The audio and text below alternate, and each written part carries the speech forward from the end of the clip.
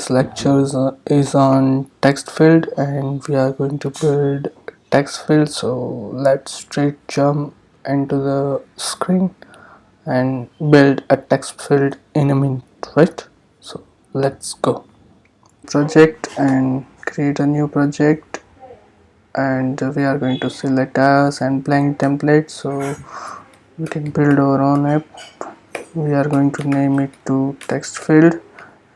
So it will make it easy to understand for all. So click next and select the download where you want to store your project. We are going to store it in a download and create. So it will take a few minutes to build the project, and then we are going to make the text field in it. So go to main storyboard. It will show you the blank screen. Let me move this to this side. Yes. Okay, now you can see clearly it is a blank storyboard. We are going to pick a text field from the toolbox into the view, and we are going to set the constraint of it. If you haven't seen my constraint lectures on labels and text field, then you can go and check my previous lecture where I have explained everything about the constraint.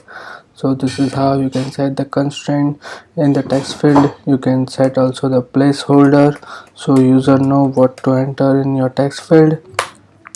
And if we now run our app, then it will show our app. How does it look like?